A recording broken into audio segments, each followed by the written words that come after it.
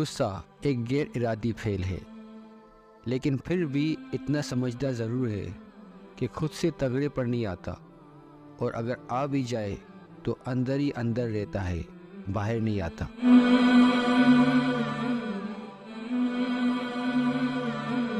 غیر ضروری تنقید وہ تلوار ہے جو سب سے پہلے خوبصورت تعلقات کا سر قلم کرتی ہے۔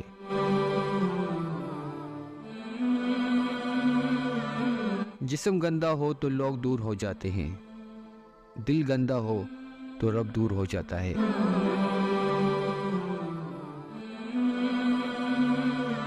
اچھے لوگوں کو ٹھوکر مارو گے تو وہ ٹوٹیں گے تو نہیں، بلکہ وہ پھسل کر تمہاری زندگی اور پہنچ سے بہت دور چلے جائیں گے۔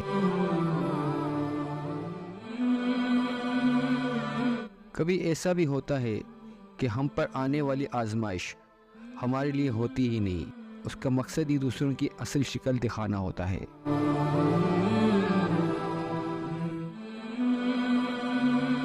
ہمارے معاشرے میں جب رشتہ کرنا ہو تو عورت کا ماضی دیکھا جاتا ہے اور مرد کا مستقبل۔ دو باتیں ہمیشہ یاد رکھیں: کبھی تھوڑے سے مزے کے لیے گناہ نہ کرنا، کیونکہ مزہ ختم ہو جائے گا لیکن گناہ تمہارے ساتھ جائے گا، اور کبھی تھوڑی سی مشقت کے خوف سے نیک عمل ترک نہ کرنا، کیونکہ مشقت ختم ہو جائے گی لیکن نیک عمل تمہارے ساتھ جائے گا۔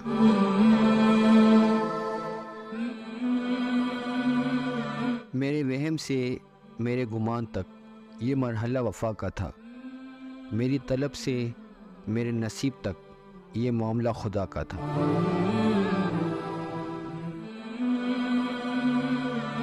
بے شک مشکل کے ساتھ آسانی ہے، مشکل وقت پر صبر کرنا، بہتر وقت پر شکر کرنا مومن کی پہچان ہے۔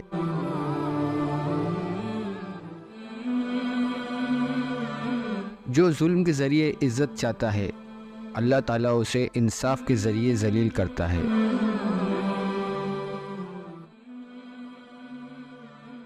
جو ذرا سی بات پر دوست نہ رہے، سمجھ لینا وہ کبھی دوست تھا ہی نہیں۔